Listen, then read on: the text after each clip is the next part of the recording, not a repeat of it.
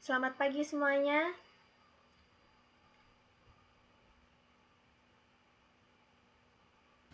Pagi. Pagi. Pagi. Terima kasih ya karena sudah bisa hadir dalam rapat hari ini. Jadi hari ini kita bakal bahas dari awal sampai akhir ide bisnis sampai ke visi, misi, tujuan dan juga strateginya. Jadi di sini aku harap semuanya bisa ngasih insight dari masing-masing bidang ya. Kalau dilihat dari tren sekarang, produk self-care lagi naik banget. Banyak orang, terutama anak muda sampai dewasa, mulai cari cara buat relaksi di rumah. Setuju banget, apalagi semenjak orang itu makin sering aktivitas di rumah, mereka itu butuh sesuatu yang simpel tapi bisa bikin suasana itu lebih nyaman. Nah, terus dari sisi bisnis juga terlihat cukup menjanjikan. Produk seperti ini tuh biasanya punya permintaan yang stabil dan bisa dikembangkan ke banyak variasi. Ber- Berarti sepakat ya bahwa peluangnya ada di produk yang bisa kasih rasa nyaman, tenang dan juga punya nilai lebih buat konsumen. Oke, sepakat.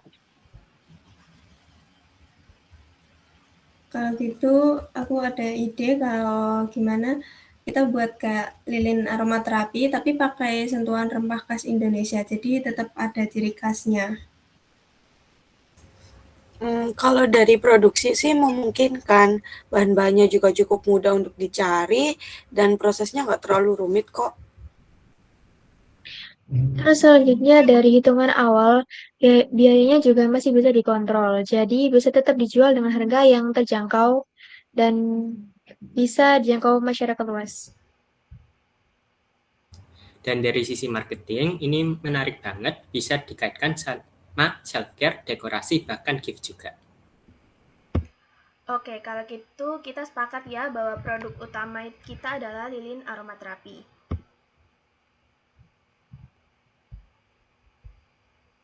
Sekarang kita butuh nama yang punya feel tenang dan estetik. Aku kepikiran buat ada kasih nama yaitu Temaram Senja yang identik sama suasana hangat dan damai gitu. Idenya bagus sih, kesannya itu lebih soft dan gampang diingat juga. Oke, aku juga setuju sih bahwa Temaram Senja kalau kita pakai sebagai nama brand kita. Lalu kita juga harus membuat slogan yang mudah diingat buat semua orang. Gimana kalau slogan produk ini tuh cahaya tenang di setiap senja?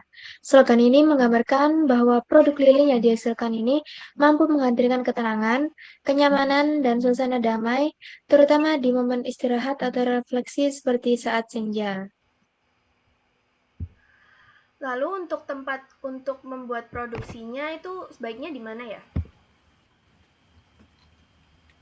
Kalau buat tempat memproduksinya itu aku ada saran buat sebaiknya itu di Jalan Taruna Gang Masjid Al-Qadir dengan area layanan Surabaya dan sekitarnya. Baik, setuju. Lalu untuk visinya kita ingin jadi usaha kreatif yang menghadirkan lilin aromaterapi yang berkualitas, inovatif, dan juga punya nilai estetika. Kalau misinya sih kita fokus bikin produk yang bukan cuma buat penerangan, tapi juga bisa bantu relaksasi dan kenyamanan para pelanggan dan konsumen. Dari sisi produk kita juga harus terus inovasi sih dari baik itu aromanya maupun dari desainnya juga. Dan dari branding, kita bisa angkat konsep self-care dan kearifan lokal biar beda dari yang lain.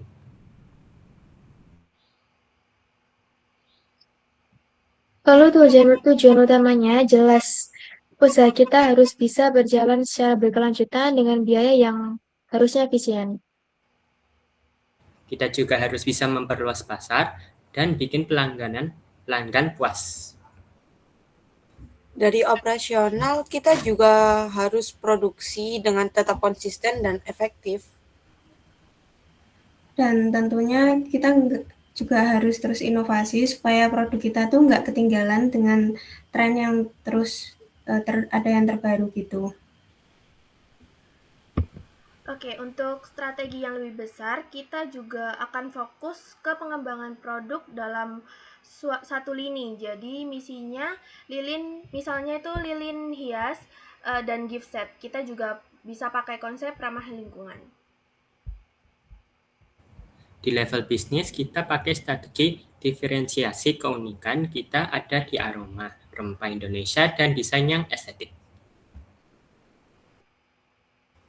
Dari produksi, kita pastikan bahan yang dipakai selalu berkualitas dan ada kontrol kualitas supaya lebih konsisten lagi ke depannya.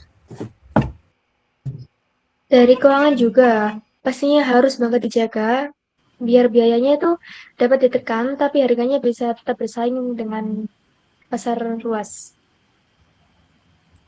Selain itu juga, kita juga harus terus bereksperimen dengan aroma serta desain supaya produknya itu bisa tetap menarik. Oke, dari semua yang udah kita bahas hari ini, menurut aku arah bisnisnya Temaram Senja ini sudah cukup jelas ya. Jadi kita nggak cuma punya produk, tapi kita juga punya konsep yang kuat, mulai dari relaksasi, estetika, sampai juga kearifan lokal. Nah, tinggal bagaimana kita konsisten dalam menjalankan bisnis ini. Aku juga optimis sih.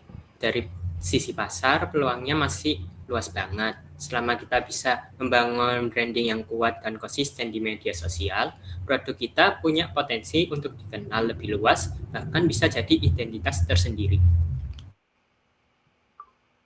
Kalau dilihat dari sisi keuangan, yang penting kita tetap disiplin dalam pengelolaan biaya. Selama kita bisa menjaga keseimbangan antara kualitas dan harga, usaha ini pasti bisa berkembang secara stabil tanpa harus terlalu beresiko. Setuju sih, dari operasional juga kita harus selalu konsisten sama kualitasnya. Jangan sampai di awal kita bagus, tapi lama-lama menurun. Proses produksi harus tetap terkontrol supaya kepercayaan konsumen tetap selalu terjaga. Dan juga dari sisi pengembangan produk, kita harus terus berinovasi, kayak jangan berhenti di satu jenis aromaterapi aja atau di satu desain aja, tapi kita bisa explore lebih banyak varian supaya konsumen tuh nggak bosen sama produk kita dan selalu tertarik untuk mencoba produk baru dan tetap mau mencoba yang lain gitu. Oke, baik. Terima kasih semuanya atas ide dan juga kontribusinya pada hari ini. Semoga apa yang kita rancang dan kita bahas hari ini bisa kita realisasikan dengan baik. Jadi aku harap kedepannya kita bisa bekerja sama dengan solid dan juga bersungguh-sungguh gitu ya untuk mengembangkan produk Temaram Senja ini. Siap, setuju.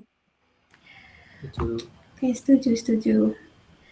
Baik, kalau begitu rapat hari ini saya sudahi saja. Terima kasih semuanya. Jangan lupa semangat untuk update-update terbaru dari proses pengerjaan Temaram Senja ini. Terima kasih semuanya. Terima kasih juga. Terima kasih kembali. Terima kasih.